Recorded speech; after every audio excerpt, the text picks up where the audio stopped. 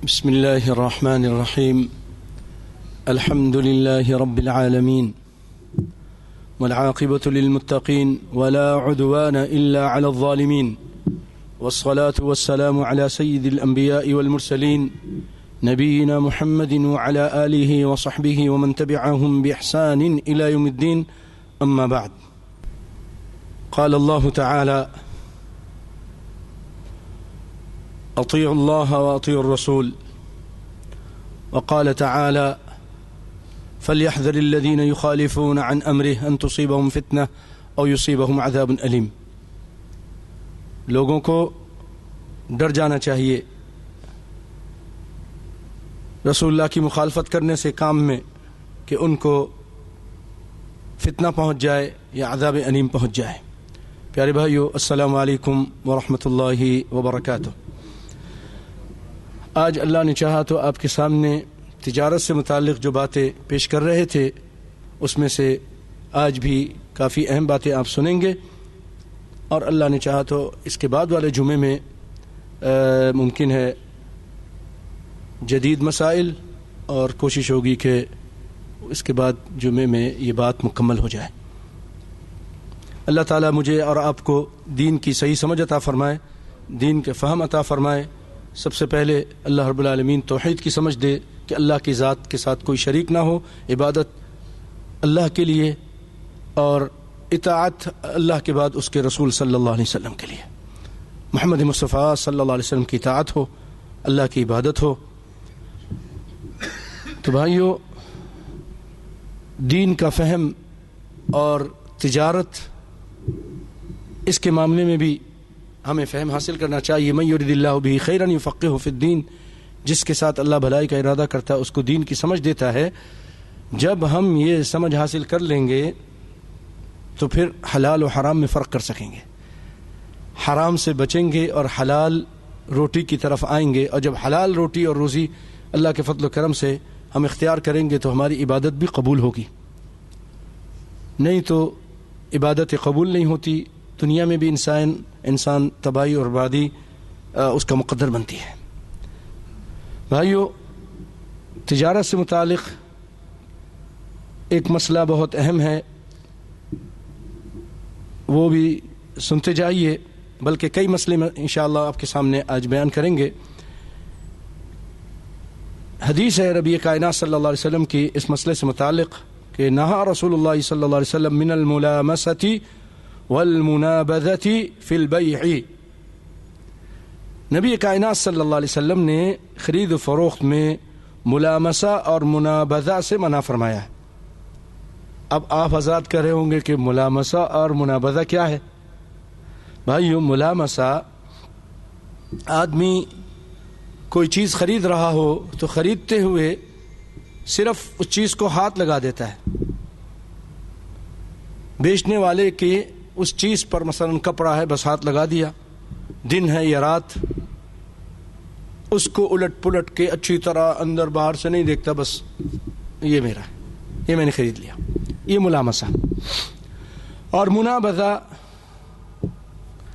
کہ وہ اپنا کپڑا پھینک دیتا ہے، ایک شخص دوسرے کی طرف برائے فروخت پھینکتا ہے، اور پھر جزاک اللہ خیر، جزاک اللہ خیر بیٹا، تو ان کے درمیان بس صرف پھینک دینے سے معاملہ طے ہو جاتا ہے. اس سے آپ صلی اللہ علیہ وسلم نے منع فرمایا ہے، کیونکہ اس میں دھوکے کا امکان ہے، اور اسلام کسی کا نقصان نہیں چاہتا. مثلا اس نے ہاتھ لگا لیا، اندر دیکھا نہیں، اندر پتہ نہیں خراب کپڑا ہے یا چیز خراب ہے یا اور کوئی چیز، پوری دیکھ بھال کے لینا ہے. صرف پھینک دیا، آپ نے اس کو پکڑ لیا، جی اب میں نے خرید لیا. نہیں، اس میں بھی تحقیق ہونی چاہیے، دیکھ بھال کے. بعد میں پھر سر پیٹتے ہوئے آئیں گے، میں نے نہیں دیکھا تھا، یہ تو کوئی اور چیز نکلی.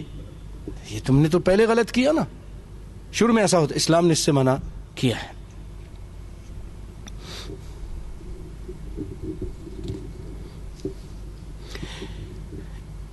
اسی طرح ایک بے ہے جس کو بے المخاضرہ کہتے ہیں، اس سے بھی آپ نے منع فرمایا ہے۔ مخاضرہ اس کے معنی ہیں کہ کچے پھل اور غلہ جات کو پکنے سے پہلے درختوں پر ہی فروخت کر دیا جائے۔ کچے پھل ہیں، آم، کھجوریں اور جو درختوں میں لگتی ہیں چیزیں ابھی کچے ہی ہیں اور وہ آدمی بیچ دیتا ہے ان کے پکنے سے پہلے۔ اب پتہ نہیں پکتے بھی ہیں نہیں ہیں پکتے، طوفان آ جاتا ہے، سیلاب آ جاتا ہے، ٹڈی دل آ جاتا ہے، کیڑے لگ جاتے ہیں۔ اب وہ تو آپ نے خرید لیا اور بعد میں وہ کہتا ہے بھئی یہ تمہارا ہے، تمہاری قسمت، اس کا تو نقصان ہو گیا۔ اسلام یہ نہیں چاہتا، بڑا اسلام انصاف پسند اور خیر خواہ ہے۔ تو آپ صلی اللہ علیہ وسلم نے اس سے منع کیا۔ سیدنا ابن عمر رضی اللہ تعالی عنہ روایت کرتے ہیں ان النبی صلی اللہ علیہ وسلم نہى عن بیع الثمار حتى يبدو صلاحها، نہى البائع والمبتاع، نبی صلی اللہ علیہ وسلم نے خریدنے اور بیچنے والے دونوں کو کچے پھلوں کی خرید و فروخت سے منع کر دیا۔ کچے پھل سے مطلب جو کچے بالکل یوز نہیں ہوتے، ایک تو نہیں کچے کیری ہے، آم ہے، وہ کچے بھی بکتے ہیں تو آدمی خرید لیتا ہے اور وہ خرید کے اس کو لے جاتا ہے، اس میں کوئی حرج نہیں ہے۔ لیکن ابھی درخت میں لگے ہیں اور اتریں گے کوئی 1-2 مہینے کے بعد اور یہ خرید و فروخت شروع ہو گئی، کھجوریں ہیں اس طرح کی، تو اس سے آپ صلی اللہ علیہ وسلم خریدنے بیچنے سب سے منع کر دیا ہے۔ اور ابو ہریرہ کی روایت میں ہے کہ آپ نے فرمایا لا تتبایعوا الثمار حتى يبدو صلاحها، آپ نے فرمایا کہ ایک دوسرے سے کچے پھلوں کا سودا نہ کرو، یعنی یہاں تک کہ وہ پک جائیں، ظاہر ہو جائیں، پتہ چل جائے۔ پھلوں کے پکنے سے پہلے ان کی خرید و فروخت ناجائز ہے، اس پر اجماع ہے۔ مثلا کچے کھیت کا اناج کے بدلے کچی کھجوروں کا چھواروں کے بدلے سودا،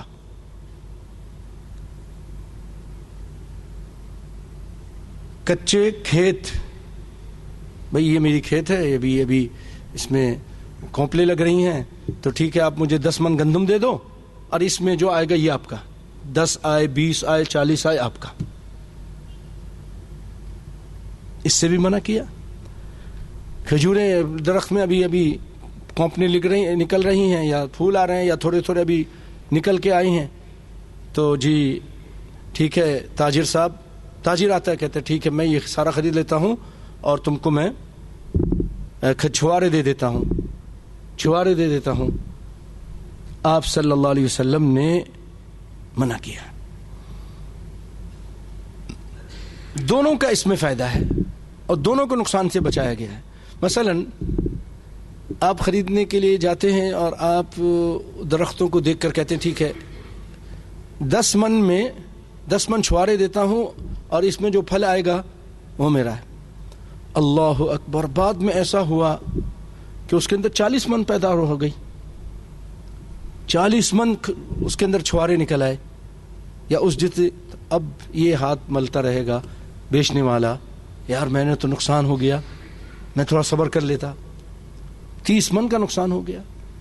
یا یہ بھی ہو سکتا ہے کہ خریدنے والے کا نقصان ہو جائے، میں تم کو 10 من کے بدلے یہ سارا لے رہا ہوں اور کیا ہوا، کوئی ہوائیں ایسی چلیں، کوئی کیڑے پڑ گئے، 1 من بھی پیدا نہیں ہوا، اب بھی ہاتھ مل رہا ہے یار میرے پیسے واپس کرو، میری چیزیں کیا، وہ تو دینے کے تیار نہیں۔ اسلام نے منع کر دیا، بات کے جھگڑے قدرتوں سے اسلام نے منع کر دیا، ایسا مت کرو، چیز تیار ہونے دو، چیز تیار ہونے دو۔ اللہ اکبر۔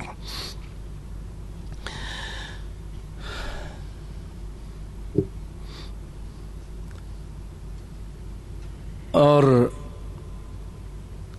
جیسا کہ حدیث میں ہے، جابر روایت کرتے ہیں رضی اللہ تعالیٰ عنہ ان النبی صلی اللہ علیہ وسلم، سب کہیں صلی اللہ علیہ وسلم، نہا عن المحاقلۃ والمزابنۃ، نبی صلی اللہ علیہ وسلم نے محاقلہ اور مزابنہ سے منع کیا ہے۔ محاقلہ اور مزابنہ، اس کی تعریف آپ کے سامنے بھی کرتا ہوں. سیدنا سعد بن ابی وقاص رضی اللہ تعالیٰ عنہ روایت کرتے ہیں کہ رسول اللہ صلی اللہ علیہ وسلم سے دریافت کیا گیا کہ کیا تازہ کھجوریں خشک کھجوروں کے بدلے فروخت کی جا سکتی ہیں؟ تو آپ صلی اللہ علیہ وسلم نے فرمایا، آپ کا انداز بھی عجیب تھا، ہاں ابھی بھی جواب دے سکتے تھے، لا میں بھی جواب دے سکتے تھے، لیکن آپ نے خود سوال کر دیا، سمجھانے کے لیے خود ایک سوال کر دیا. آپ نے فرمایا اَيَنْقُسُ الرُّطَبُ اِذَا يَبِسْ، کیا یہ کھجور جو درخت میں لگی ہیں جب یہ خشک ہوتے ہیں تو کم ہو جاتے ہیں؟ مثلاً اگر من لگا ہے اور بعد میں یہ کتنا رہ جائے گا، آدھا من رہ جائے گا؟ تو انہوں نے کہا ہاں ایسے ہی ہوتا، کم ہو جاتا ہے. تو آپ نے منع کیا، نہیں ایسا مت کرو، ابھی تم خرید لو گے بعد میں یہ کم ہو جائے گا، ایسا مت کرو. یا اللہ، کسی کا نقصان نہیں، ہر ایک کا فائدہ چاہتا ہے. محاقلہ یہ ہے کہ بالیوں میں کھڑی کھیتی کو غلے کے عوض فروخت کرنا. حقل سے ہے نا، حقل کھیتی کو بولتے ہیں، اس سے محاقلہ.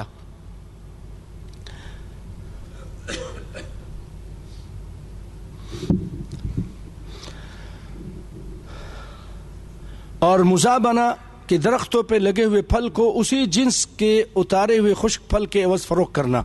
مثلا کھجوروں کے بدلے کھجور کے درخت پر لگی تازہ تر کھجوروں کی بے، اور انگور کے بدلے خشک یعنی کشمش، اس کو مزابنہ کہتے ہیں. آپ نے اس طرح کے بے سے منع کیا ہے، ٹھیک ہے. لیکن ایک اس میں استثناء ہے، ایک اس کے اندر چھوٹ ہے. اس کو کہتے ہیں اہل عرایا. اہل عرایا وہ ان کے لیے جائز ہے، یعنی خشک پھل کے عوض درختوں پر لگے پھل کی بے، اس کی اجازت دی ہے آپ نے کچھ لوگوں کو، سب کو نہیں، خاص اجازت دی ہے. نہا عن المزابنہ تھی، آپ صلی اللہ علیہ وسلم نے کچے پھلوں کے بدلے پکے پھلوں کو، یعنی پکے پھلوں کے بدلے کچے پھلوں کی سودا کرنے سے منع کیا ہے. الا اصحاب العرایا، لیکن اصحاب العرایا کو آپ نے اجازت دی ہے. فإنه قد أذن لهم. عرایا کیا چیز ہے؟ عرایا جب سمجھیں گے تو بات سمجھ میں آ جائے گی. عرایا سے مراد یہ ہے کہ کسی باغ کا مالک اپنے باغ میں کسی دوسرے شخص کو کھجور کا درخت ہبہ کر دیتا ہے. وہ کہتا ہے اس درخت، یہ اتنے 100 درخت ہیں، اس میں سے 5 درخت تم لے لو اور اس کے پھل تم کھاؤ پیو، اپنے بچوں بھی بچوں، تم غریب آدمی ہو، تم مدرسہ چلا رہے ہو، دین کا کام کر رہے ہو، چلو یہ میری طرف سے. اس کو کہتے ہیں کیا؟ عرایا. اب اس نے تو وہ درخت اس کو دے دیا، اس کے پھل تمہارے یوز کرو، ہبہ کر دیا. اب وہ کیا ہو رہا ہے، بار بار باغ میں آ رہا ہے، دروازہ کھولنا پڑتا ہے، یہ جا رہا ہے. اب اس کی پرائیویسی ختم ہو رہی ہے، اس کو تکلیف ہو رہی ہے. بات سمجھ گئے نا؟ اب وہ تو آ رہا ہے جی آپ نے مجھے ہبہ کیا ہے، اور میں اپنے درخت کی طرف آ رہا ہوں، اس کا سامان اوپر جا رہا ہے، یہ کر رہا ہے، وہ کر رہا ہے، باقی معاملات میں نظر پڑ رہے ہیں. وہ نہیں چاہتا. ہر آدمی اپنی چیزوں کو تھوڑا پرائیویسی چاہتا ہے، یا اور بھی کئی مسائل ہوتے، اس کو آنے جانے سے تکلیف ہوتی ہے، چوری چکاری کا خطرہ رہتا ہے، کوئی بھی مسئلہ ہوگا. تو ایسی صورت میں وہ مالک کہتا ہے کہ ٹھیک ہے بھئی میں نے آپ کو دیا، لیکن آپ ماشاءاللہ آ جاتے ہیں، آپ کے بچے بھی آ جاتے ہیں، اور پورے ہمارے باغ کا کبارہ ہو رہا ہے، ہو جاتا ہے، بچے ادھر بھاگ ادھر چڑھ، یہ توڑ وہ توڑ. تو ایسا کیجئے، اندازہ کیجئے کہ اس کے اندر کتنی کھجوریں آئیں گی. مثلا 10 من آئیں گی، تو بھائی آپ ایسا کیجئے 10 من لے کے جائیے اور بس مجھے معاف کیجئے 10 من لے جائیں.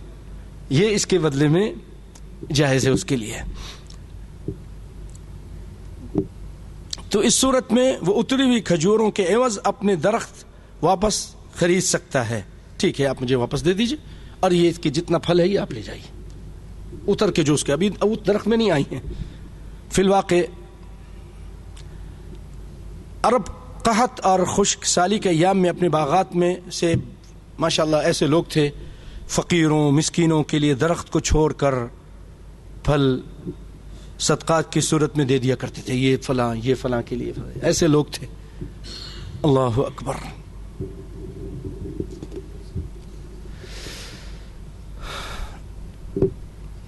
اسی طرح ایک بے ہے، اس کو معاومتی بیع المعاومہ. اب بولتے ہیں کیا معاومہ ہے، کیا بات کر رہے ہو، ملامسہ، محاقلہ، مزابنہ. بھائی یہ ہے، جب حدیث پڑھتے ہیں نا اور فقہ پڑھتے ہیں تو بہت سارے جو مشکل باب ہیں اس میں یہ باب البیع بھی بہت مشکل ہے، بڑا مشکل ہے. طالب علم وغیرہ بڑے پریشان ہوتے ہیں ان ناموں کو یاد کرنا، ان کی ساری چیزیں، تو یہ اس میں سے ہے. معاومہ نہا رسول اللہ صلی اللہ علیہ وسلم عن معاومہ، آپ صلی اللہ علیہ وسلم نے معاومہ سے منع فرمایا ہے. اب معاومہ کیا چیز ہے؟ معاومہ کہتے ہیں 1 سال سے زیادہ مدت کے لیے ایک ہی عقد میں کھجوروں کا ان کے درختوں پر سودا کیا جائے. کھجوروں کا ان کے درخت پر 1 سال سے زیادہ کے لیے سودا کیا جائے. سیدنا جابر سے مروی ہے انہو نہا عن بیع السنین، آپ صلی اللہ علیہ وسلم سالوں کی بیع کرنے سے منع فرمایا. اس بیع میں دھوکہ ہے. اس بیع میں دھوکہ یہ ہے کہ سودا ہو گیا لیکن درخت کے اوپر پھل کی کوئی گاٹھی نہیں، وہ خشک ہو کر کم ہو جائے، قحط پڑ جائے، بارش نہ ہو، سیلاب آ جائے، کچھ بھی ہو سکتا ہے.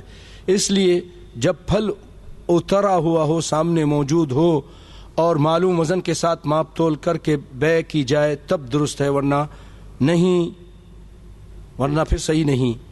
امام ابن اثیر رحمۃ اللہ علیہ فرماتے ہیں کہ یہ بیع اس لیے باطل ہے کہ کیونکہ یہ ایسے بچے کی بیع کی طرح ہے جو ابھی پیدا نہیں ہوا ہے. مثلا گائے کے اندر ایک بچہ ہے، آپ کہتے ہیں اس کی جو بچہ خرید لو، اب پتہ نہیں وہ ناقص ہے، گائے ہے کہ بیل ہے، بچڑا ہے کہ کٹا ہے، یہی بولتے ہیں نا، کٹا بولتے ہیں نا، اور صحیح ہے کہ خراب ہے، کچھ پتہ نہیں. اسی طرح یہ درخت میں بھی جو ہونے والا ہے ایک کی ہے، کسی کو نہیں پتا. ٹھیک ہے نا جی، تھوڑا ذائقہ بدلو نا پھر. جزاک اللہ خیر.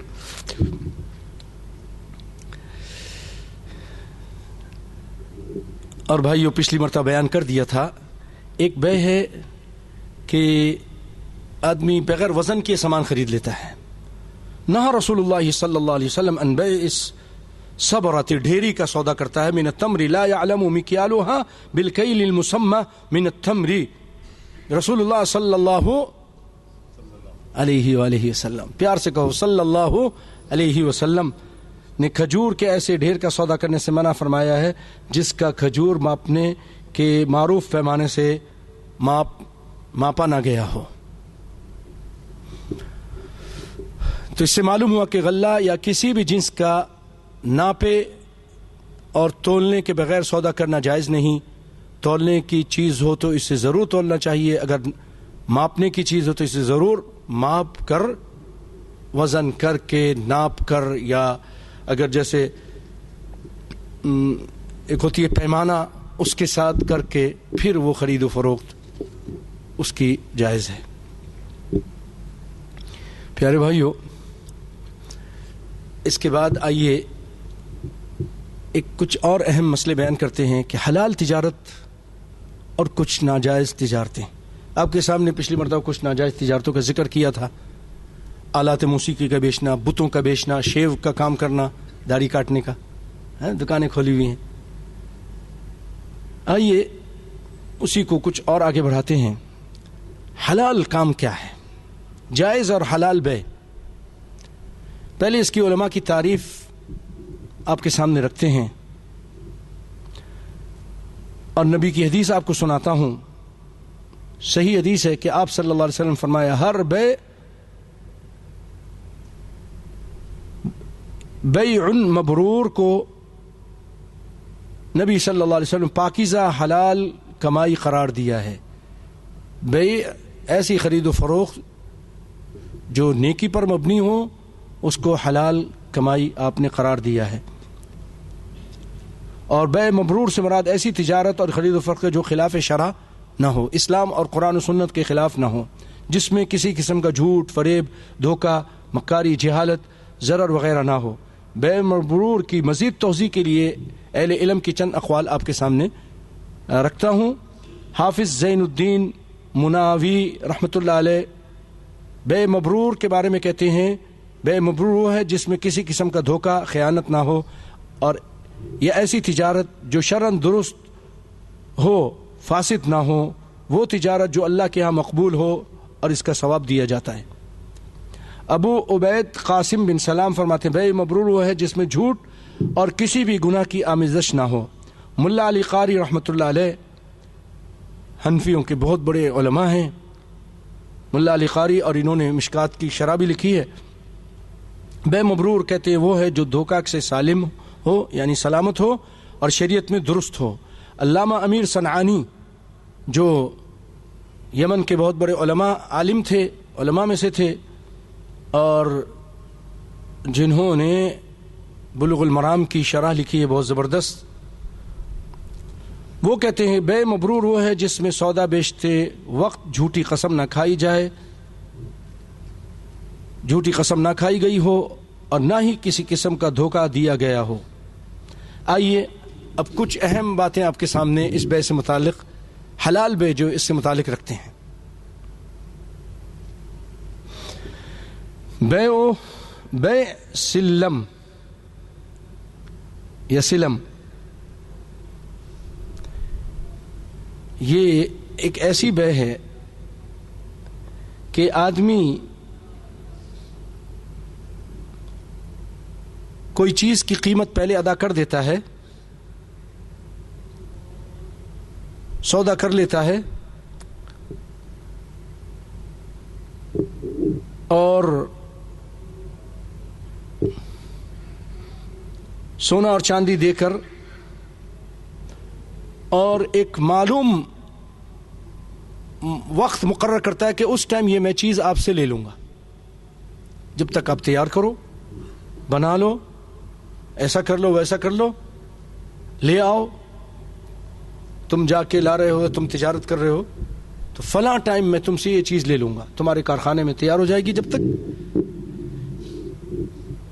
پیشگی قیمت ادا کر کے ایک معلوم مدت تک اس چیز لینے کا سودا کرنا بیع سلم ہے. جیسے کوئی شخص کسی سے یوں سودا کرے کہ 3 ماہ میں تم مجھے 10 من گندم دو گے اور اس کی قیمت 20,000 میں تمہیں ابھی ادا کرتا ہوں وغیرہ. آرتی کو یا تاجر کو کہتا ہے.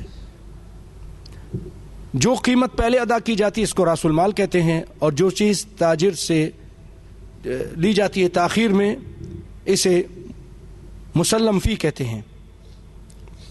بیع سلم کا جواز، بیع سلم جائز ہے، اور اس کی ثبوت سیدنا ابن عباس رضی اللہ تعالیٰ عنہ سے مروی روایت ہے کہ نبی صلی اللہ علیہ وسلم مدینہ تشریف لائے اور اہل مدینہ پھلوں میں 1 سال اور 2 سال کی قیمت پیشگی ادا کر دیتے تھے. آپ نے فرمایا من اسلم فی ثمر فلیسلف فی کیل معلوم ووزن معلوم الی اجل معلوم. آپ نے فرمایا جو شخص پھلوں کی پیشگی قیمت دے تو اسے چاہیے کہ وہ ماپ تول کر مقررہ مدت کے لیے دے، مقررہ مدت کے لیے. اس بیع کی جواز پر علماء کا اجماع ہے. فی الحقیقت یہ بیع معدوم ہونے کی وجہ سے ناجائز تھی، لیکن اقتصادی مسائل کے پیش نظر لوگوں کے لیے نرمی اور ان پر آسانی کرتے ہوئے اسے مستثنی کیا گیا ہے. بیع سلم کی شرائط، اس کی شرائط یہ ہیں کہ جس چیز کا سودا کیا جا رہا ہے اس کی جنس معلوم ہو، مقدار معلوم ہو، وزن معلوم ہو، جنس کی ادائیگی کی مدت طے ہو. اور بیع سلم ہر چیز میں جائز ہے. بیع سلم پھلوں، باغات، گندم کے علاوہ ہر چیز میں جائز ہے. بیع سلم پھلوں، باغات اور گندم کے علاوہ، پھلوں اس میں نہیں ہوگا، آگے اس کی حدیث پہلے آپ سن چکے ہیں. پھلوں جو درخت والے ہیں، باغات اور گندم جو ابھی کھیت میں ہیں اس کے علاوہ ہر چیز میں جائز ہے. جیسا کہ بخاری کی حدیث میں آپ نے فرمایا من اسلف فی شیء ففی کیل ووزن معلوم الی اجل معلوم. جو شخص کسی بھی چیز میں بے سلم کرتا ہے یعنی ایڈوانس پیسے دے کر چیز بعد میں لیتا ہے, وہ مقررہ وزن مقررہ مدت کے لیے ٹھہرا دے. اس میں کوئی دھوکہ نہیں ہے نا. ٹھیک ہے, وہ درخت کے پھل نہیں خرید رہا جو پہلے آپ نے سنا. اس میں کیا کہہ رہا ہے, میں تم کو پیسہ دے رہا ہوں, تم نے بعد میں مجھے کہیں سے بھی اپنے کھیت سے یا کسی اور کے کھیت سے یا کسی دکان سے لا کر مجھے 10 من گندم لا کے دینی ہے, 10 من کھجوریں دینی ہے, وزن معلوم, ٹائم معلوم, فلاں مدت کو دینا ہے. آپ نے دیکھ لیں کہ نبی کی اب دیکھیے وضاحتیں دیکھیے.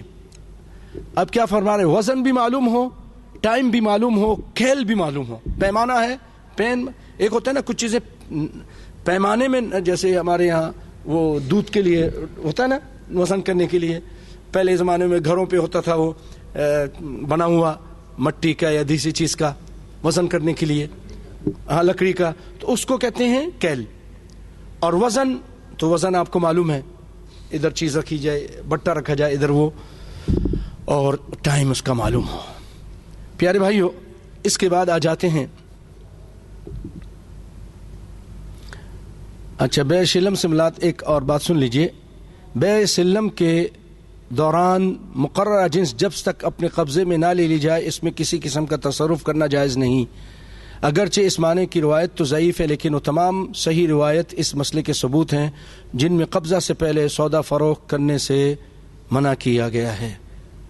قبضہ یعنی ابھی تم نے لیا نہیں ہے اور تم اس کو آگے پھر بیچ رہے ہو, تم نے اس کے کہہ دیا ٹھیک ہے, لیکن جب تک اپنے قبضے میں چیز نہ لے لو آگے فروخت نہیں کر سکتے. آج کتنے پھڈے بازیاں قرآن حدیث کے خلاف کر رہے ہیں لوگ, بڑے بڑے تاجر بننے کے لیے, بڑا بڑا پیسہ کمانے کے لیے اسلام کے خلاف کر رہے ہیں. اسی لیے پھر برکتیں اللہ تعالیٰ اٹھا لیتا ہے.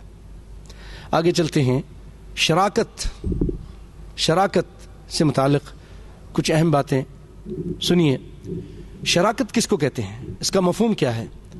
شراکت یہ ہے کہ 2 یا 2 سے زیادہ افراد مل کر کوئی کاروبار کریں, سب سرمایہ بھی لگائیں اور محنت بھی کریں. یہ بھی ہوتا ہے, سب بھی کام کریں گے اور سب پیسہ بھی لگائیں گے, اس کو شراکت کہتے ہیں. یا کوئی سرمایہ لگائے اور دوسرا کوئی آدمی کہتا ہے ٹھیک ہے میں محنت کرتا ہوں, میں یہ کام جانتا ہوں, میں یہ تجارت جانتا ہوں, میں یہ محنت کروں گا, اور پھر منافع اپنس میں ریشو طے کر لیتے ہیں. سب اس پہ اس ریشو کے حساب سے 40-60 کا 30-70 کا جو بھی آپس میں تقسیم کر لیں, اتفاق ہو جاتا ہے, اس کے حساب سے یا آدھو آدھ تقسیم کرتے ہیں. شراکت کی جواز شریعت کی نظر میں مشترکہ کاروبار مل کر کاروبار کرنا جائز ہے, اس میں کوئی حرج نہیں. ایک روایت میں ہے سیدنا صائب بن ابی صائب رضی اللہ تعالیٰ عنہ نبی صلی اللہ علیہ وسلم کی از بعثت سے پہلے رسول اللہ کے شریک تھے. رسول اللہ صلی اللہ علیہ وسلم جو تجارت کرتے تھے نا, آپ اس میں صائب بن ابی صائب رسول اللہ کے پارٹنر تھے, شراکت دار تھے تجارت میں.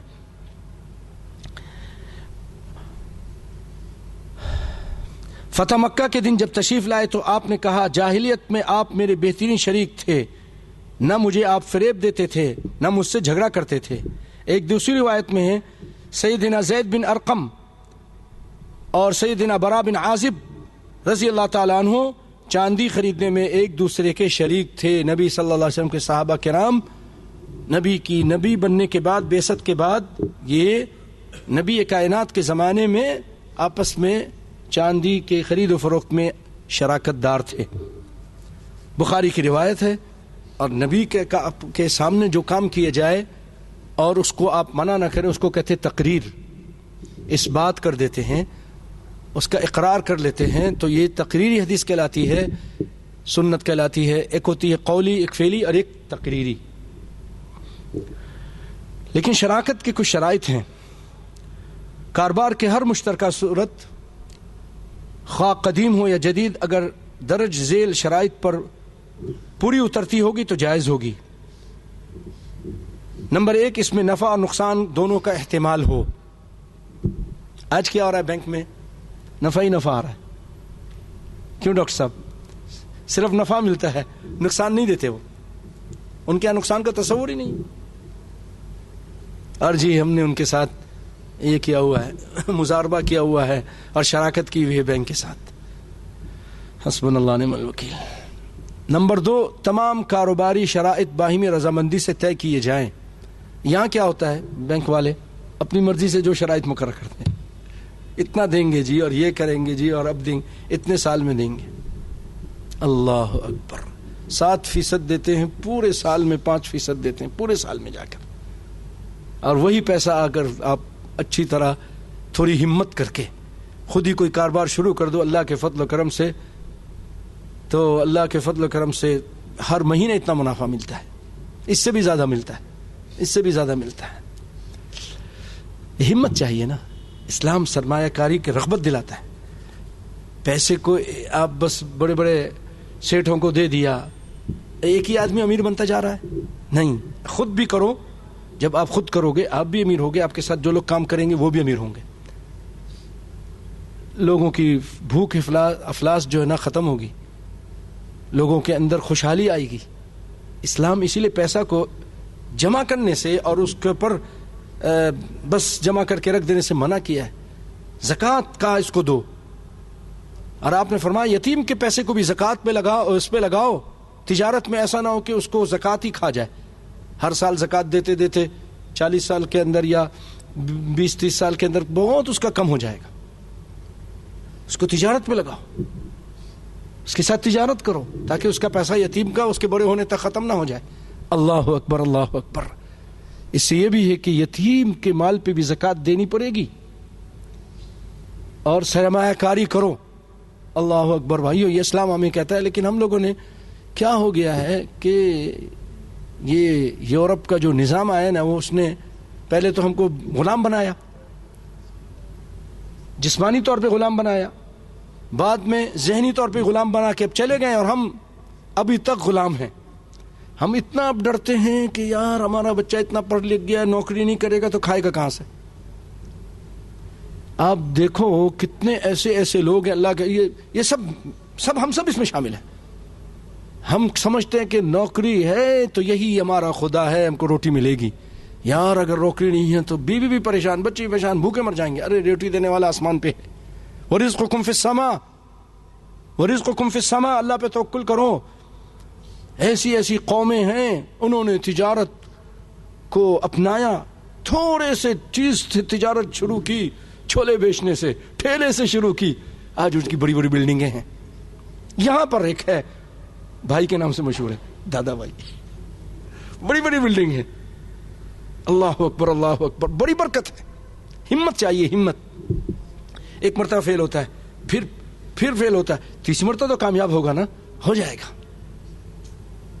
ہاں, تو ہم ذہنی طور پہ انہوں نے ہمیں غلام بنا کے رکھا ہوا ہے. آفس کے لیے ہم کو بولا بس, اور ٹی وی پہ دکھاتے ہیں یہ تو اتنا پڑھنے کے بعد اب یہ جا رہا ہے صبح آفس, شام کو آ رہا ہے, اور بس ایک گاڑی ہے اور بینک بیلنس ہے اور یہ ہے, اور یہ ساری زندگی ہے. اور اس کو موقع ہی نہیں ملتا دین سوچنے کا, قرآن سوچنے کا, تبلیغ کے بارے میں کسی چیز کے. بس وہ ایک ہم مسلسل نوکر پیدا, ہمارے جامعات نوکر پیدا کر رہے ہیں, نوکر بن رہے ہیں. ہم نوکر ہیں, غلام ہیں, غلام مر جاتے ہیں. معاشرہ ایسا بنا دیا ہے, ہمت نہیں ہوتی. آپ دیکھیں ہماری میمن برادری ہے نا پاکستان کے اندر, ایک لطیفہ مشہور ہے کراچی میں بہت زیادہ. وہ غنی بھائی تم جنت جاؤ گے کہ جہنم جاؤ گے؟ باپا ہم تو جدھر 2 پیسے کا فائدہ ہوگا ادھر جائیں گے. یہ مشہور ہے کراچی کے اندر. ہمارے میمن بھائی ماشاء اللہ, آپ لوگ کراچی جو رہے معلوم ہوگا, تھوڑے سے پیسے سے تجارت شروع کرتے ہیں. اللہ کے فضل و کرم سے بڑے بڑے بلڈرز بنے ہوئے ہیں. آج دبئی میں بڑے بڑے کاروبار ہیں ان کے, اور ہم ہمت نہیں کرتے ہیں, ادھر ہی کے ادھر ہی ہیں. ہمت کریں, تھوڑے سے کام شروع کر, اللہ تعالیٰ اس میں برکت دیتا ہے, بڑی بڑی برکت ہوتی ہے. اور اس میں کوئی بھی ایسی شرط طے نہ کی جائے جو خلاف شرع ہو. کوئی بھی شرط ایسی تجارت میں اور شراکت میں نہ لگائی جائے جو خلاف شرع ہو. اور خیانت سے بچنا چاہیے. خیانت سے، شریک ایک دوسرے کی خیانت کرے، اس سے بچنا چاہیے. آپ صلی اللہ علیہ وسلم نے فرمایا اد الامانۃ الی من ائتمنک ولا تخن من خانک. جس نے تیرے پاس امانت رکھی ہے اس کی امانت ادا کرو، اور جو تجھ سے خیانت کرتا ہے اس کی خیانت مت کرو. اگر تم سے کوئی خیانت کر گیا کہ نہیں میرے مالک نے، میرے کفیل نے، اس نے بڑا میرے ساتھ ظلم کیا ہے، میں مولوی صاحب اس کے پیسے تھوڑے تھوڑے نکال لیا کروں، نہیں، اسلام اس کی اجازت نہیں دیتا. نہیں جی اس نے میرا بہت حق کھایا ہے تو میں بھی تھوڑا تھوڑا لے لیتا ہوں، بالکل حرام ہے. اللہ سے مانگو، اللہ تعالیٰ آپ کو دے دے گا. حرام کی طرف مت جاؤ، حرام میں برکت نہیں ہے. اللہ اکبر. یہاں حدیث دیکھیے کیا کہا کہ جس نے تمہارے ساتھ خیانت کی ہے اس کے ساتھ خیانت تم مت کرو.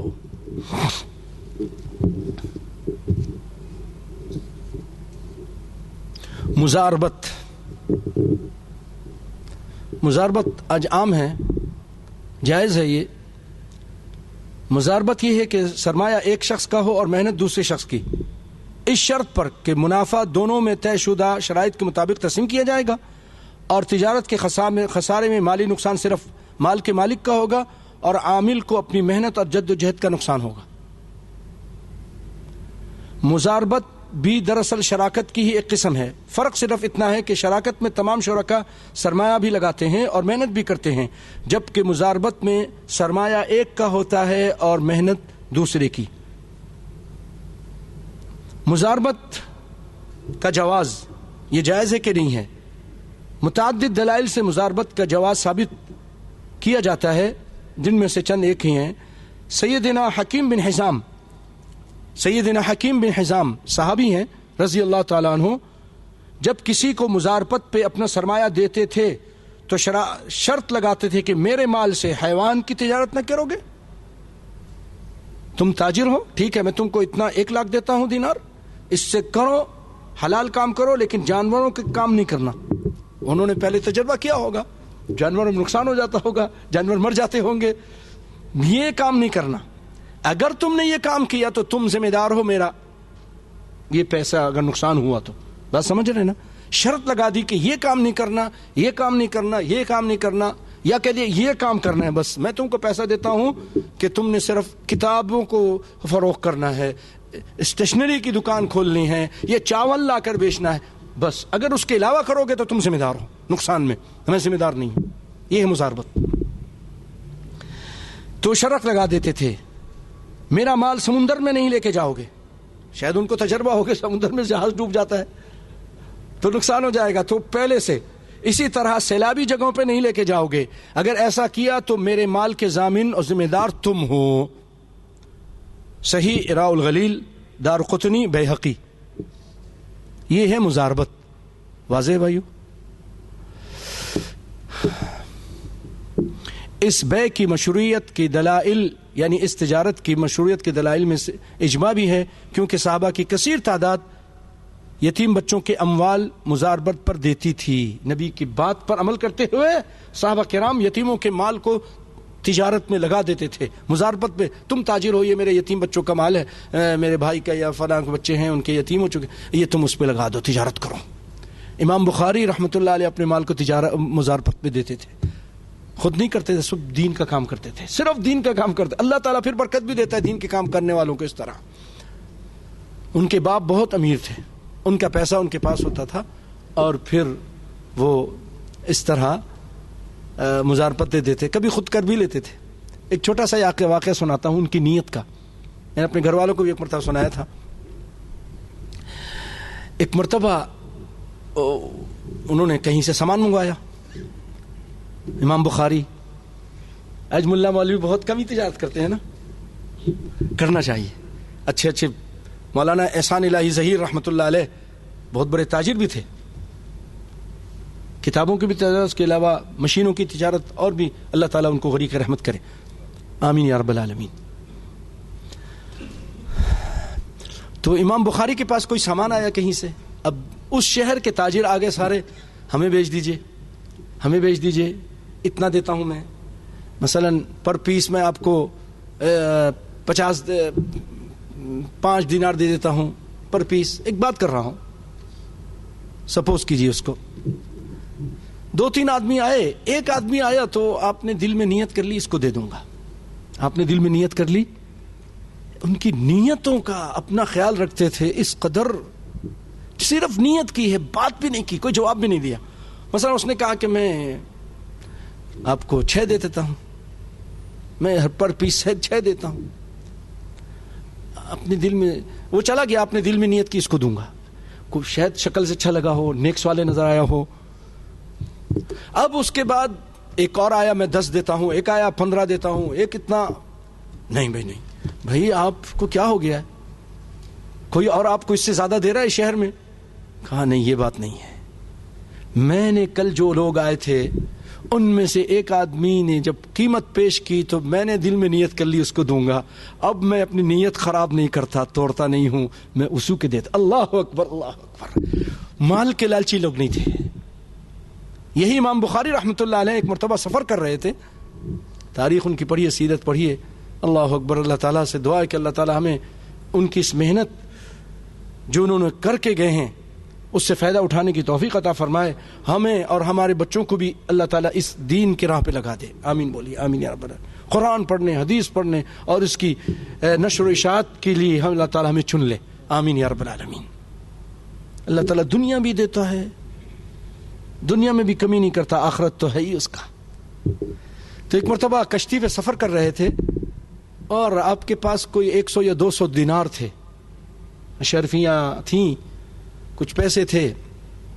کہ ایک فراڈی نے دیکھ لیا, ایک فراڈی نے, چور نے دیکھ لیا کہ شیخ صاحب کے پاس تو مال ہے. تھوڑا سفر جب شروع ہوا تو وہ شور مچانا شروع ہو گیا, ہائے وائے کرنے لگا. بھائی کیا ہوا؟ میرے پیسے تھے, میرے پاس 200 تھے, دینار بالکل نہیں, چور ہو گئی. اب امام بخاری نے کہا یہ تو جھوٹا آدمی میرے پیسہ لینے کے لیے سارا یہ فراڈ اور ڈرامے کر رہا ہے. لیکن آپ نے یہ بھی سوچا, کچھ اور سوچا آپ نے, بعد میں بتاؤں گا. آپ نے کچھ سوچا, اس پہ عمل کیا. اب اس نے کہا تلاشی لو. لوگوں نے کہا ہاں جی تلاشی لو. کشتی کے جو نظام کرنے والے تھے, نام اللہ نہ خدا جو بولتے ہیں, وہ ان کا تلاشی لو. اب سب کی تلاشی ہو رہی ہے, سمندر ہے, سب کو دیکھ رہے ہیں, پیسہ نہیں.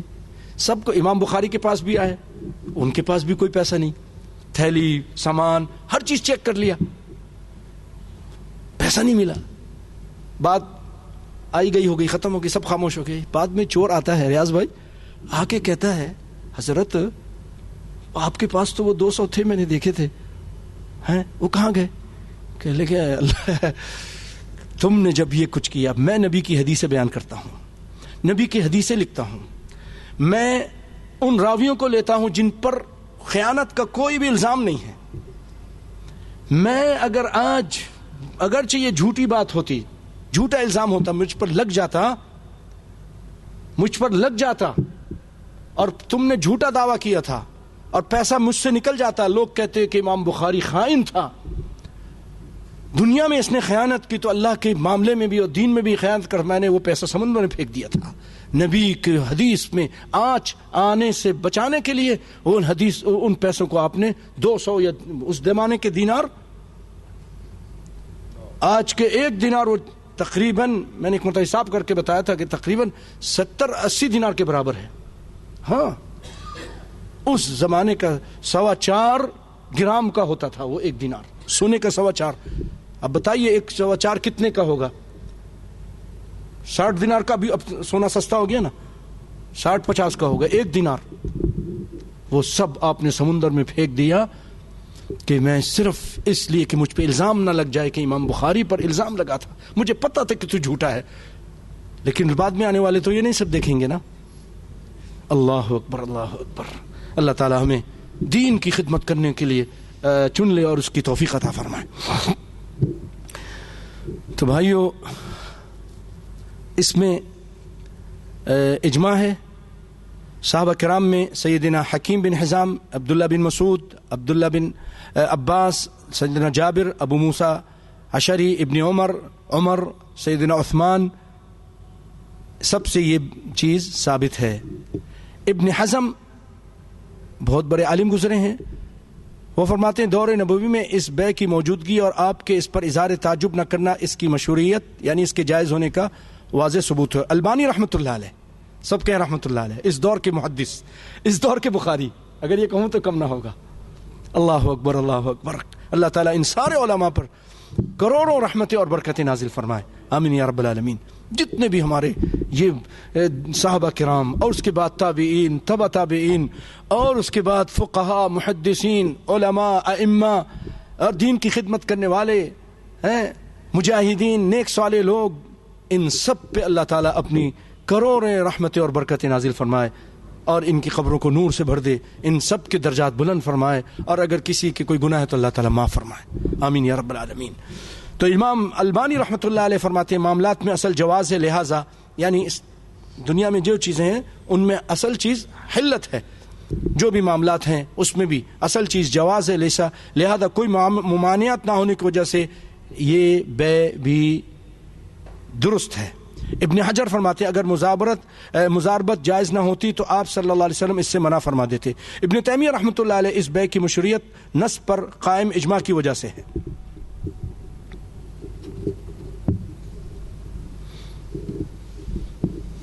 تھک گئے ہو ہیں بھائیو، یہ ابھی چلاؤں اور آگے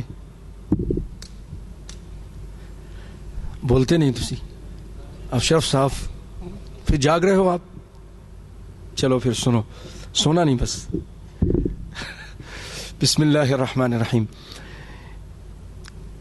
یہ اجارہ، اجرت، کرایہ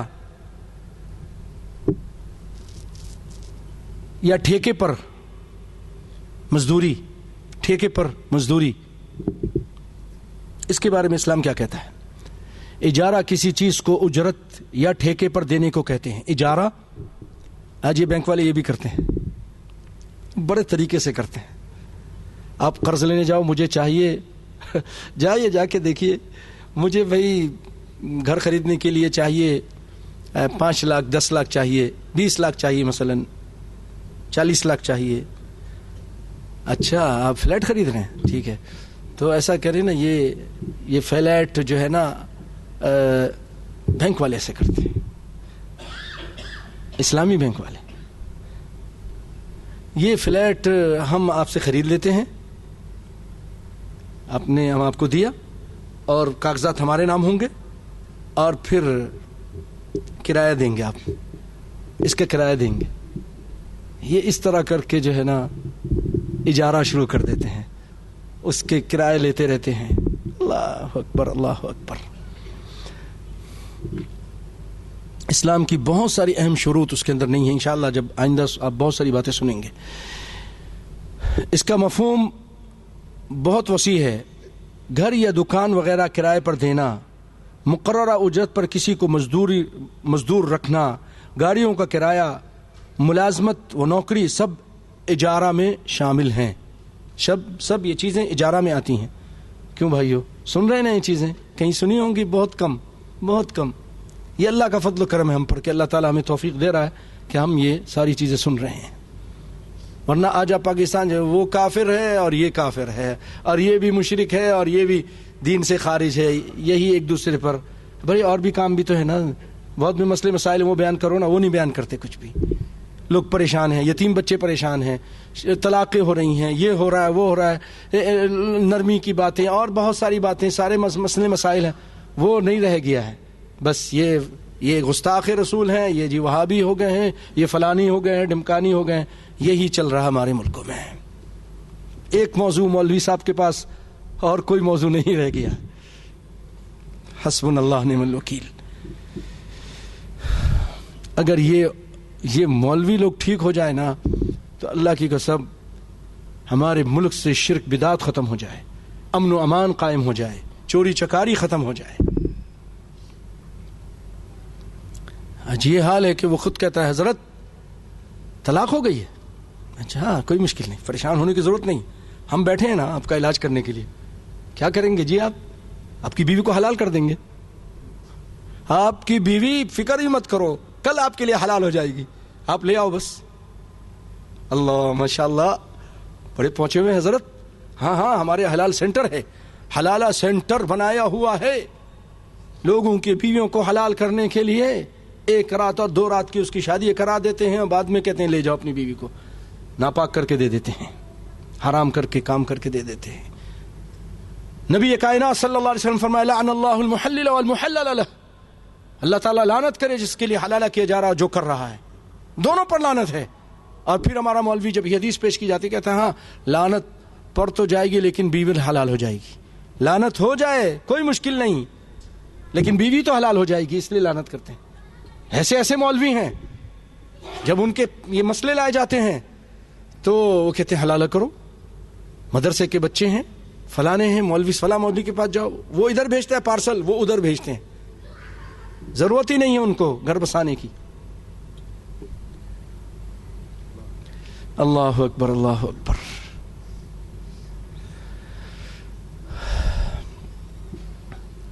اور پھر مولانا عبداللہ بھاولپوری رحمۃ اللہ علیہ نے اپنی کتاب میں بڑا لطارہ ہے, ان کو کہا او مولوی تقلید کے خطرناک نتائج ایک کتاب انہوں نے لکھی, چھوٹا سا پمفلٹ, اس میں کہا فلاں مولوی کو نام لے کر اس کو کہا ہے اپنی زبان میں, جنگ کی زبان میں, اور کہ تم دوسروں کو فتویٰ دیتے ہو جاؤ حلالہ کراؤ, اور جب تمہارے اپنے گھر میں کوئی مسئلہ ہو جاتا ہے اپنی بیٹی کے ساتھ بہن کے ساتھ تو کہتے ہو جاؤ اہل حدیثوں سے جا کر فتویٰ لے لو. ہمارے پاس آتے ہیں پھر فتویٰ لینے کے لیے. تو جب تم اپنے لیے یہ فتویٰ پسند کرتے ہو تو عام مسلمانوں کی عزت بچانے کے لیے کیوں نہیں پسند کرتے؟ ان کے لیے بھی کرو, نبی کی حدیث ہے. اللہ تعالیٰ سب کو صحیح سمجھ عطا فرمائے. طلاقوں میں اتنی جلدی نہیں ہے کہ ایک دن میں 3 طلاق دے کے حرام کر دیا, نہیں, یہ 3000 طلاق دیں گے, 3 لاکھ طلاق دیں گے, وہ ایک ہوگی نبی کائنات کی حدیث کے مطابق. آپ صلی اللہ علیہ وسلم زمانے میں ایک شخص نے اپنی بیوی کو طلاق دی اور بعد میں رجوع کرنا چاہتا تھا. اس نے آ کے کہا اللہ کے رسول میں رجوع کرنا چاہتا ہوں. آپ نے فرمایا جاؤ رجوع کر لو. اللہ کے رسول میں نے 3 طلاقیں دی ہیں. آپ نے فرمایا جاؤ رجوع کر لو, وہ ایک ہے. آپ کے زمانے میں, ابو بکر کے زمانے میں, عمر کے شروع کے تقریباً 2 سال 3 طلاقیں ایک تھیں. پھر آپ نے کسی تعزیراً قانون بنایا تھا لیکن بعد میں رجوع کر لیا تھا. امام ابن قیم رحمۃ اللہ علیہ اغاثۃ اللحفان کتاب کے اندر ذکر کرتے ہیں کہ سیدنا عمر نے اس سے رجوع کر لیا تھا اور آپ نے فرمایا تھا اگر میرے پاس کوئی آدمی حلالہ کرتے ہوئے لایا گیا تو میں اس کو زانی کی سزا دوں گا, سنسار کروں گا. آج ہمارے تو ایسے ہیں. آپ حلالہ کی چھڑی ایک کتاب ہے لال دین صاحب نے لکھی پاکستان سے, تو وہ کہتے ہیں حضرت شیخ صاحب ذرا نظر کرم ادھر بھی ہو جائے. طالب علم کہتے ہیں استاد کو کہ حضرت کوئی ہمیں بھی کوئی مال کبھی ہمیں بھی دے دیا کرے نا, ہم بھی حلالہ کرنے کے لیے تیار بیٹھے ہیں. بھول گئے کہ تمہاری بہو بیٹیوں کے ساتھ بھی کچھ ہو سکتا ہے. اللہ تعالیٰ سب کو اچھی سمجھ عطا فرمائے اور ہر شر سے بچا کے رکھے, ہر فتنے سے بچا کے رکھے. اسلام نے اشیاء کو ٹھیکے اور کرائے پر دینا جائز قرار دیا ہے, جیسا کہ ایک روایت میں ہے کہ آمر بالمواجرتی, آپ نے اشیاء کو ٹھیکے دینے کی اجازت دی ہے. مسلم شریف کی روایت ہے. اور مزدوری کے کسی کو مزدوری رکھنا اس کے بارے میں, جیسا کہ نبی صلی اللہ علیہ وسلم فرمایا کنت ارعى على قراريط لاهل مکہ, میں اہل مکہ کی بکریاں چند قراریط کے عوض چرایا کرتا تھا. اور آپ نے ہجرت کرتے ہوئے ایک آدمی کو اپنے ساتھ رہنما رکھا تھا کرائے پر کہ تم راستہ بتانا. اسی طرح بڑھئی کا کام, لوہار کا کام, دھوبی کا کام, سلائی کا کام, کڑھائی وغیرہ کام درست ہے, ان کاموں کی اجرت بھی جائز ہے. ابن عباس سے مروی ہے رسول اللہ صلی اللہ علیہ وسلم بنی بیادہ کے ایک آدمی سے حجامہ کروایا اور اس کو حجامہ کرنے کا پنچھی لگائی اور اس کا پیسہ بھی دیا. فَأَعْطَاهُ أَجْرَهُ, اور کام کرانے سے پہلے مزدوری طے کر لینی چاہیے. آپ نے فرمایا نہا ان استجار الاجیر حتی یبین له اجرہ, کہ آپ نے اجرت بیان کرنے کے بغیر کسی کو مزدور بنانے سے منع کر دیا. اور مصنف عبدالرزاق میں ایک روایت ہے کہ من استجار اجیرا فلیسلم لہ اجرتہ، جو کسی کو مزدور بنائے اس سے اجرت طے کر لے. پہلے سے طے کر لو، بعد میں جھگڑا ہوگا، پہلے سے طے کرو.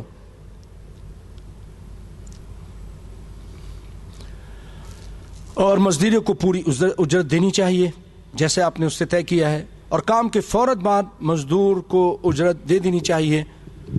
اور اگر کوئی آدمی دم کرتا ہے کسی کا علاج کرتا ہے قرآن کے ذریعے اور وہ اجرت طے کرتا ہے تو وہ بھی جائز ہے. صحابہ کرام ایک سفر میں تھے اور عرب کے کسی قبائل میں جا کے ٹھہرے. تو پہلے زمانے میں یہ ہوتا تھا، آج بھی ہمارے سندھ کے اندر اور پنجاب کے اندر آپ اگر چلے جاؤ وہاں کے گاؤں کے اندر تو وہ گاؤں والے آ کے ماشاءاللہ کھانا لا کے پیش کریں گے، لسی دیں گے، جو بھی ہوگا کھلائیں گے. انہوں نے اس گاؤں کے اس قبیلے کے لوگوں سے کہا ہم لوگ مہمان ہیں تمہارے، ہمیں کھانا کھلاؤ. اس زمانے میں ہوٹل تو نہیں ہوتے تھے. انہوں نے کھانا نہیں کھلایا، کچھ بھی نہیں، ان کی ضیافت بھی نہیں کی. اب زبردستی تو نہیں لے سکتے تھے، بیچارے بیٹھ گئے. اب کیا ہوا کہ کچھ دیر کے بعد ان کا ایک آدمی بھاگتا ہوا آیا، ارے بھائی تم میں سے کوئی علاج کر سکتا ہے؟ کہا کیا ہوا، کیا مسئلہ ہے؟ کہا ہمارے سردار کو سانپ نے ڈس لیا. تو اس کا علاج کرو. تو ایک صحابی نے کہا ٹھیک ہے علاج کروں گا لیکن معاوضہ چاہیے، پیسہ چاہیے، ایسے نہیں کروں گا فری میں. تم نے ہم کو کھانا بھی نہیں کھلایا، ہماری ضیافت بھی نہیں کی، تم کو فری میں علاج کریں؟ کیوں ڈاکٹر صاحب؟ ڈاکٹر ہے نا، ڈاکٹر صاحب کو بھی تو بھائی سب کی تنخواہیں ہیں. اب انہوں نے کہا میں علاج کروں گا لیکن پیسہ لوں گا. اب یہ چلے گئے اور اتنی بکری مقرر کر لی کہ اتنی بکری لوں گا. پھر وہ گئے اور جا کر سورہ فاتحہ پڑھا اور دم کیا. اللہ اکبر، ایسے اخلاص کے ساتھ پڑھا وہ ٹھیک ہو گیا اور اس نے بکریاں دے دی.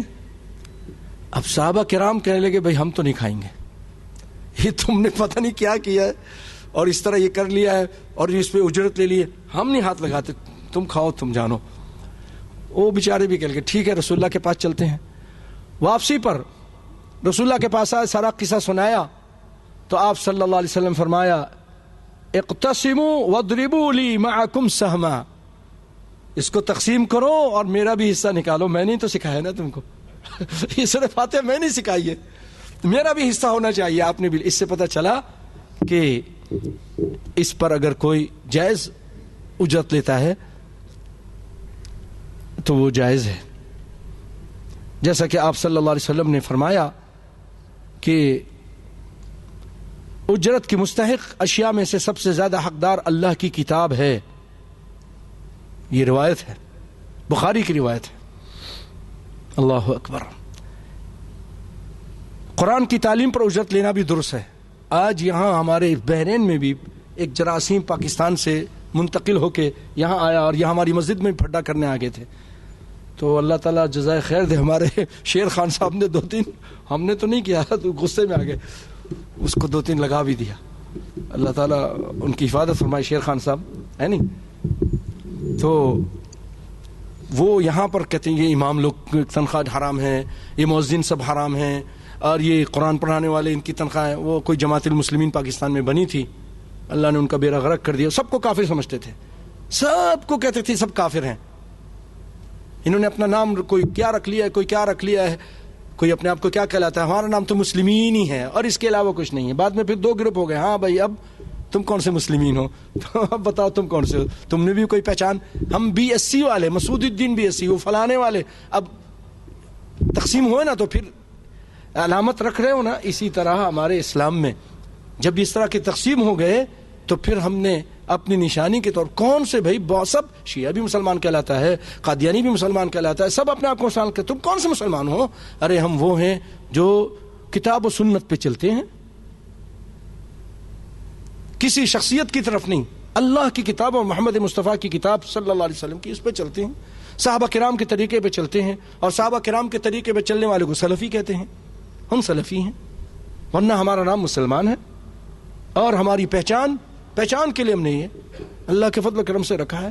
انہوں نے کہا نہیں نہیں یہ سب کافر ہیں، تو انہی کا یہ جراثیم یہاں بھی آ گیا، اور یہاں بھی کئی جگہ اس طرح تقریریں کرتے اور کہتے کہ نہیں یہ تنخواہ لیتے ہیں۔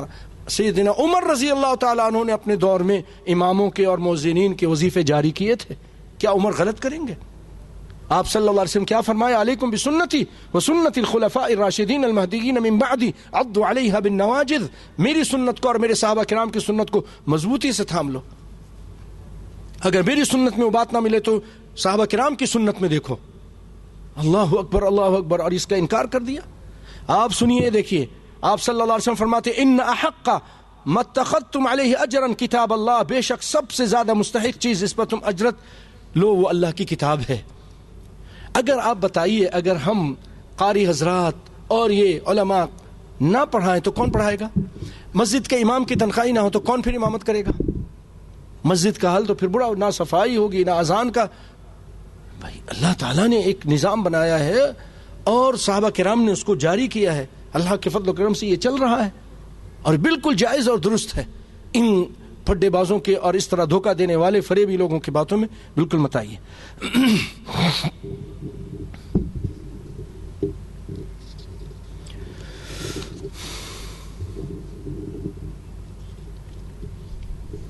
بھائیو، ایک ہے مزارع،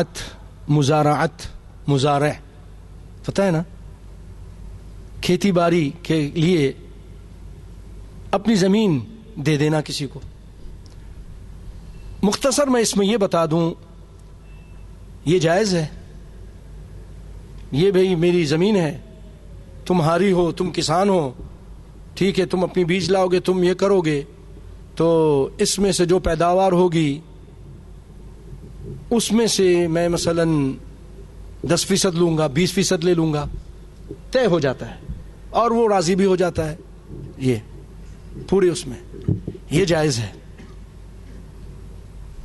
لیکن یہ چیز اس میں جائز نہیں ہے کہ ٹھیک ہے یہ ساری زمین پہ کھیتی باڑی کرو، یہ حصہ اس کا حصہ میں لوں گا اور اس کا تم لوگے، کیوں؟ یہ حصہ نہر کے قریب ہے، یہ اچھی زمین ہے، تو بیچارہ دن رات محنت کر رہا، ادھر تو کچھ ہوا نہیں، ادھر ہی سارا کچھ ہو گیا، مالک کو مل گیا اور اس کو مزدور کو کچھ نہیں ملا، یہ اس میں۔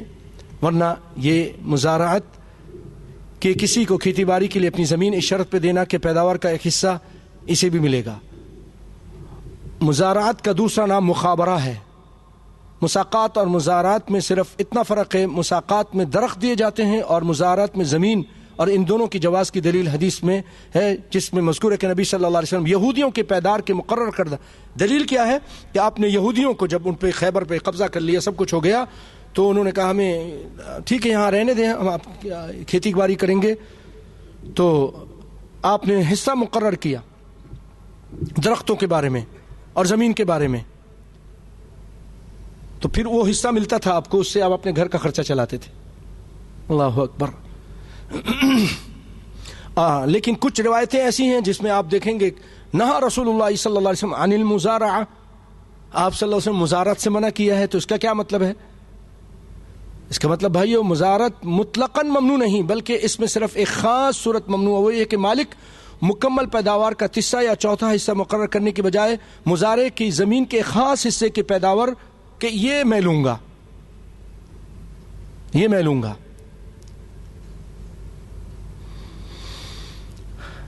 یا یہ کہ کہہ دے کہ بھئی میں بس مجھے تو 10 من چاہیے، تمہیں کچھ ملے کہ نہ ملے، یہ بھی نہیں۔ اس بیچارے کے وہ سارا کیا، سیلاب آ گیا، اوپر سے وہ برف کے اولے پڑ گئے، وہ تو تباہ ہو گیا بیچارہ، وہ کہاں سے تم کو بھی دے، ادھر بھی لگائے۔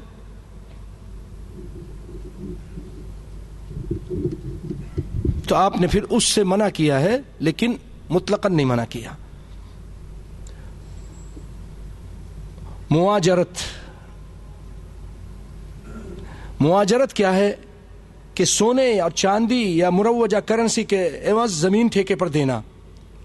مزارعت اور مواجرت میں صرف یہ فرق ہے کہ مواجرت میں کرنسی کے عوض زمین، پیسے کے عوض زمین ٹھیکے پہ دی جاتی ہے، جبکہ مزارعت میں پیداوار کے ایک مخصوص حصے کے عوض دی جاتی ہے۔ سیدنا رافع بن خدیج رضی اللہ تعالیٰ عنہ سے سونے اور چاندی کے عوض زمین ٹھیکے پر دینے کے متعلق دریافت کیا گیا تو انہوں نے جواب میں کہا لا بأس به، اس میں کوئی حرج نہیں۔ بات سمجھ گئے؟ ایک تو نا کہ آپ کھیتی والے سے کہے کہ بھائی ٹھیک ہے، اس میں سے ان درختوں میں سے جو پیداوار ہوگی اس میں سے مثلا دوسرا حصہ، آدھا حصہ، تیسرا حصہ وہ میرا ہوگا، باقی تم کام کرو۔ یہ تو کہلاتی ہے جو میں نے بتایا محاقلہ یا مزارعت، اور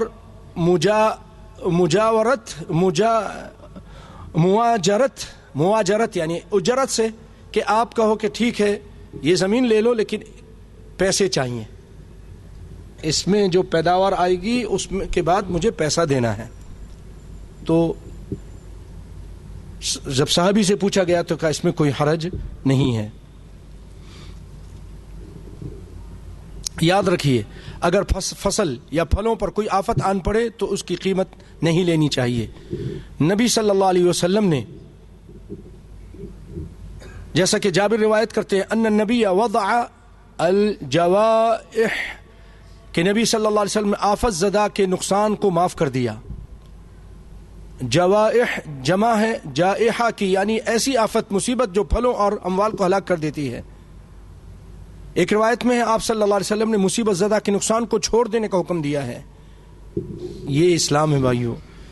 ایک اور روایت میں ہے لو بعت من اخیک ثمرا، تم نے اگر اپنی بھائی کو کوئی پھل بیچا فاصابته جائحة فلا يحل لك ان تأخذ منه شيئا بما تأخذ مال اخیک بغیر حق، اگر تم اپنے بھائی کو پھل فروخت کرو اور اس پھل کو کوئی آفت پہنچ جائے، سیلاب، طوفان، تو تمہارے لیے اس میں سے کچھ مال، اس مال میں سے قیمت سے کچھ لینا جائز نہیں۔ تم ناحق اپنے بھائی کا مال کیسے لے سکتے ہو؟ اللہ اکبر۔ معلوم ہوا کہ اگر سودا یا ٹھیکہ ہونے کے بعد پھل اور کھیتوں پر کوئی آفت آن پہنچے، مثلا بارش، سیلاب یا آندھی وغیرہ، تو بائیں اور مالک، خریدنے والا اور مالک کو چاہیے کہ خریدار سے ہلاک ہو جانے والے مال کی قیمت نہ لے۔ خریدار سے، اور خرید کے بیچارہ ابھی خریدا لیکن وہیں پر ہے اور وہ تباہ ہو گیا، تو اس سے پھر پیسہ واپس کر دے، اس کو پیسہ واپس کر دے، چاہے کم ہو یا زیادہ ہو۔ اب یہ بتائے کون ایسا کرتا ہوگا؟ کیوں حدیث نہیں معلوم لوگوں کو؟ الا من رحم ربی، الا من رحم ربی۔ وہ تو کہتے نہیں بھائی سودا ہو گیا، مسلمان کی یک زبان ہے ہماری، اور وہ کہتے ہیں بس اب نہیں کچھ ہوگا، تمہاری قسمت، میں کیا کروں؟ نہیں، آپ صلی اللہ علیہ وسلم منع کیا۔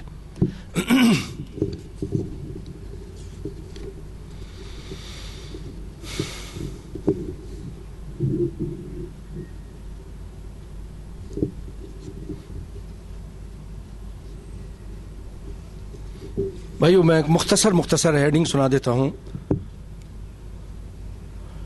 دو خون اور مردار اشیاء کی خرید و فروخت جائز ہے، کیونکہ دو خون اور دو مردار اشیاء ایسی ہیں جنہیں نبی صلی اللہ علیہ وسلم نے حلال قرار دیا ہے، اور وہ معلوم ہے آپ کو، کلیجی اور تلی، خون اور ٹڈی اور مچھلی، اس کی خرید و فروخت، حالانکہ دونوں مردار ہیں، کلیجی، ٹڈی اور مچھلی۔ اسی طرح رنگنے کے بعد مردار کے چمڑے کی خرید و فروخت وہ بھی جائز ہے، اور جو اشیاء جزوی طور پر حرام ہے ان کی خرید و فروخت، یعنی جزوی طور پر کوئی چیز حرام ہے، پوری طور پہ حرام نہیں ہے، تو اس کی خرید و فروخت جائز ہے۔ کون مثال دے گا؟ سونا چاندی حرام ہے نا مردوں پر، سونا چاندی نہیں، سونا، لیکن اس کی خرید و فروخت حلال ہے۔ ریشم مردوں پر حرام ہے لیکن اس کی خرید و فروخت حلال ہے۔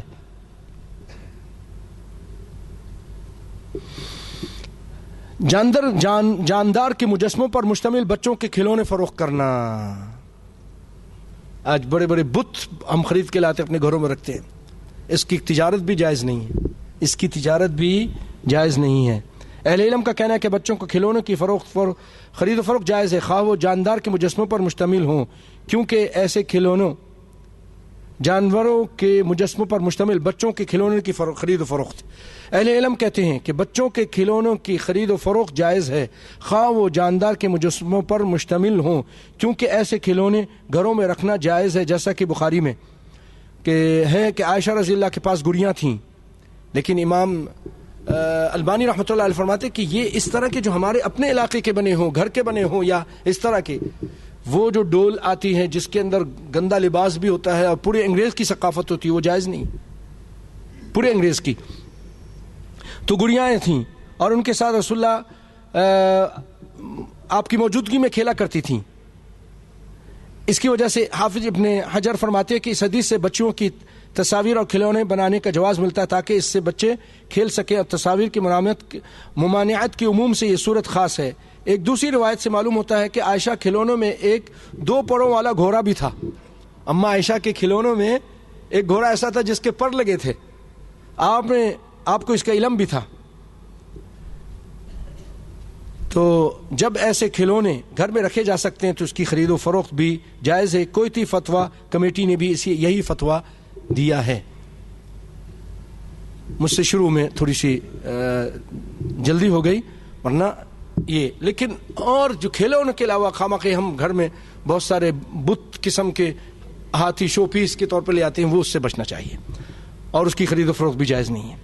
کیونکہ امام البانی رحمۃ اللہ نے، کہ میں نے خود سنا کیسٹ میں، وہ کہتے کہ کیونکہ اس میں کیا ہوتا ہے، بچے کھیلتے ہیں، پاؤں مارتے ہیں، اس کی اہانت ہوتی ہے.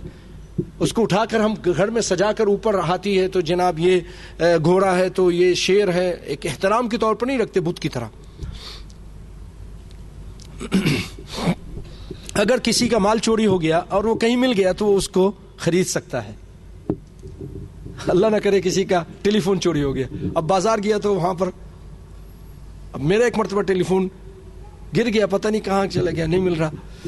وہ ہوتے ہوتے میں پھر ہمارے ایک ساتھی نے فون کیا، عبد الواحد بھائی ادھر سے، ہاں یہ تو آپ کا نمبر ہے. تو پھر آپ نے کہاں سے خریدا؟ کہاں؟ یہ منامہ سے کہیں سے خریدا تھا. کہاں پہنچ گیا منامہ میں؟ اللہ نے پھر مجھے واپس ملوا دیا. تو نبی صلی اللہ علیہ وسلم فرماتے ہیں من سرق فوجد سرقته عند رجل غیر متهم فإن شاء أخذها بالقيمة وإن شاء اتبع صاحبه. جس کی کوئی چیز چوری ہو جائے، پھر وہ اپنی چوری شدہ چیز کو کسی ایسے آدمی کے پاس پائے جس پر چوری کا الزام نہ ہو، وہ تو بیچ رہا ہے، اس کو کیا معلوم. تو اگر چاہے تو قیمت دے کر جتنے میں اس نے خریدا اس سے لے لے، اور چاہے تو چور کا پیچھا کرے. ہاں بھائی کس نے بیچا ہے، اس کے بتاؤ، اس کے CPR بتاؤ، اس کے نشانی بتاؤ، پھر اس کے پیچھے جائے اور وہ چیز اس سے پکڑے اس کو.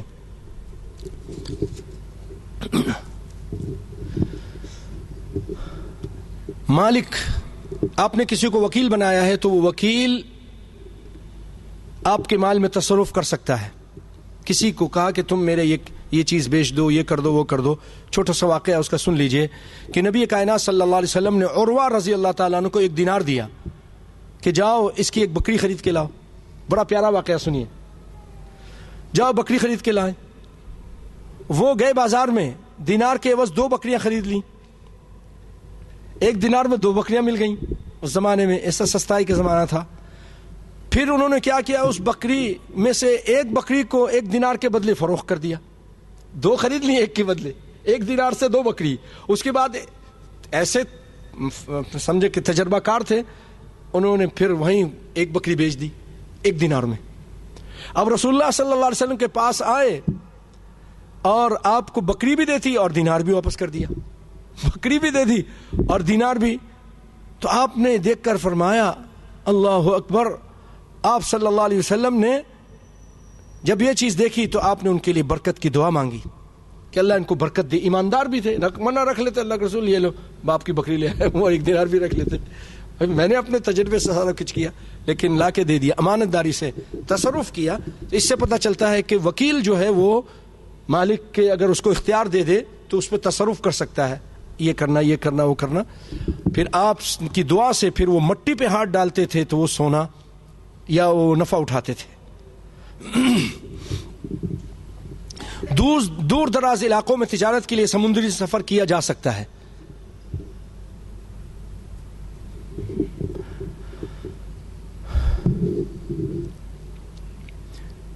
بلا اجازت کسی کی چیز اٹھا لینا، بغیر اجازت کسی کی چیز استعمال کرنا جائز نہیں، اور اس سے فائدہ ہونے والا بھی ناجائز فائدہ ہے۔ نبی صلی اللہ علیہ وسلم فرماتے لا یحل مال امرئ مسلم الا بطیبۃ من نفسہ، کسی مسلمان کا مال اس کی دلی خوشی کے بغیر حلال نہیں۔ ومن اخذ عصا اخیہ فلیردھا، جو اپنے بھائی کا عصا، چھری یعنی چھری نہیں، جو لاٹھی ہوتی ہے، وہ بغیر اجازت اٹھا لے تو اس کو واپس کر دے۔ غصب، زبردستی کسی کا مال چھیننا وہ بھی ناجائز ہے۔ آپ صلی اللہ علیہ وسلم فرماتے انما اموالکم و دماؤکم علیکم حرام، تمہارا مال، تمہارا خون ایک دوسرے پر حرام ہے۔ جو اپنی کسی بھائی کی ایک بالش زمین بھی بغیر یعنی زبردستی قبضہ کرے گا تو قیامت کے دن اس کے گلے میں 7 زمینوں کا طوق ہوگا۔ اور آپ کو پتہ ہے چوری، اللہ نے فرمایا والسارق والسارقۃ فاقطعوا ایدیہما۔ امانت میں خیانت کرنے کے بارے میں اللہ تعالیٰ فرماتے ان اللہ لا يحب الخائنین، اللہ تعالیٰ خائن کو پسند نہیں کرتا۔ ناحق یتیم کا مال کھانا آپ کو معلوم ہے، اللہ تعالیٰ فرماتے ان الذین یأکلون اموال الیتامی ظلما انما یأکلون فی بطونہم نارا وسیصلون سعیرا۔ جو یتیم کے مال ناحق کھاتے ہیں وہ اپنے پیٹ میں آگ بھر رہے ہوتے ہیں اور عنقریب یہ دوزخ کی آگ میں داخل ہوں گے۔ بھائیو، اگر کہیں آپ رہتے ہیں وہاں پر بنجر زمین ہے،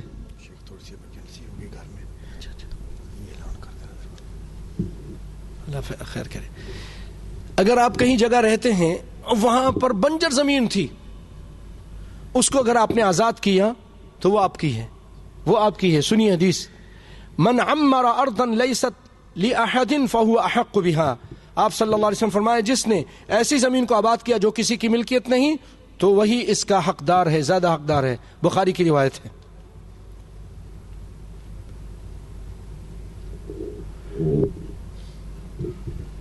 علاوہ ازیں اگر حاکم وقت چاہے تو خود بھی آباد کاری کے غرض سے لوگوں کو زمینیں عنایت کر سکتا ہے۔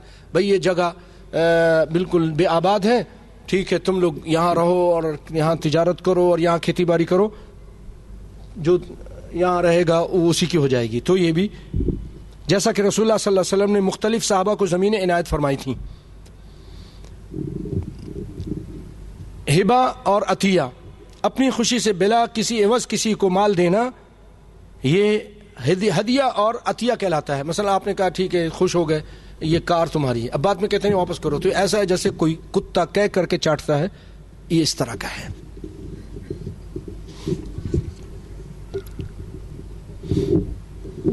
بھائیو، ایک چیز ہے عمرہ اور رقبہ۔ عمرہ اور رقبہ یہ بھی ہبہ کی قسمیں ہیں۔ عمرہ کا مطلب یہ ہے کہ کسی کو عمر بھر کے لیے کوئی چیز ہبہ کر دینا اور یوں کہنا کہ یہ چیز تیری ہے، تیرے بعد تیری ورثہ کے لیے ہے، یہ جائز ہے اور متعدد حدیث میں اس کے ثبوت ہے۔ رقبہ یہ مراقبہ سے، اس کا مفہوم ہے کہ کسی کو اس شرط پر کچھ ہبہ کرنا کہ اگر تم پہلے فوت ہو جاؤ تو یہ چیز میری طرف لوٹ آئے گی، اگر میں پہلے فوت ہو گیا تو تمہاری ہو جائے گی۔ یہ جائز نہیں ہے۔ کیوں؟ اس میں کیا ہوگا، آپ نے اس کو دے تو دیا، وہ کہے گا اللہ کرے جلدی مر جائے تو یہ چیز مجھے مل جائے۔ یہی ہوتا ہے نا، اللہ رحم فرمائے۔ بعض تو ایسے ہوتے ہیں، سگے بیٹے بد دعائیں کرتے ہیں جلدی سے مرے، بیویاں بھی بد دعائیں کرتے ہیں، یہ میرے نام ہو گیا ہے اور اس نے شرط لگائی ہے کہ جب میں مروں گا تو ملے گا تمہیں، تو کہتا ہے جلدی مرے تو مجھے مل جائے۔ اس لیے آپ نے ایسا کیا ہی نہیں ہے، اس کو ناجائز قرار دیا ہے۔ خون کا عطیہ دینا جائز ہے۔ وصیت کرنی چاہیے مال کی۔ وصیت، اگر کوئی شخص کسی کے حق میں مالی وصیت کر جائے تو وہ شخص ایسا مال وصول کر سکتا ہے، بشرطے کہ اس شخص کا نہ تو وارث ہو نہ اس نے اپنی میراث کے 1/3 سے زیادہ۔ مثلا کوئی شخص کہتا ہے کہ میں فلاں آدمی یہ بہت دین کے کام کر رہے ہیں یا مدرسہ چلا رہے ہیں، کوئی رشتہ دار نہیں ہے، وارث کے لیے تو وصیت ہے ہی نہیں نا، وارث کے لیے وصیت نہیں ہے۔ آپ کے جو وارث جس کو قرآن میں اللہ نے ذکر کیا، حدیث میں ذکر آ گیا، اس کی وصیت کرنے کی ضرورت نہیں۔ جی میرے بیٹے کو اتنا دے دینا، یہ نہیں، اس کے لیے وصیت نہیں ہے۔ اس کا تو ذکر قرآن میں ہے، بیٹی کا بھی ذکر ہے، بیوی کا بھی ذکر ہے۔ ہاں فلاں آدمی دور کا کوئی رشتہ دار اور وارث نہیں ہے تو اس کو دے سکتے ہیں، لیکن 1/3 سے زیادہ نہیں۔ مثلا مولوی وہ بہت خوش تھے مولوی صاحب سے کہ دین کا کام کر رہے ہیں، تو انہوں نے کہا میرا آدھا مال ان کو دے دینا، آدھا نہیں 1/3 بس، پورے مال میں سے آدھا نہیں، میرا پورا مال دے دینا، پورا نہیں صرف 1/3 اس کو دیا جائے گا۔ وراثت یہ تو آپ سنتے رہتے ہیں اکثر،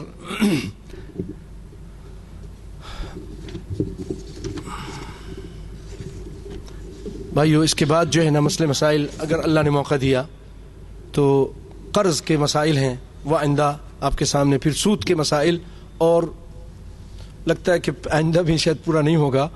اس کے بعد جو ہے نا وہ یہ جو جدید قسم کے خرید و فروخت کے مسائل ہیں، بینک کے مسائل ہیں، یہ انشاءاللہ العزیز یہ آپ کے سامنے بیان کریں گے۔ ممکن ہے 2 جمعے اور لگیں۔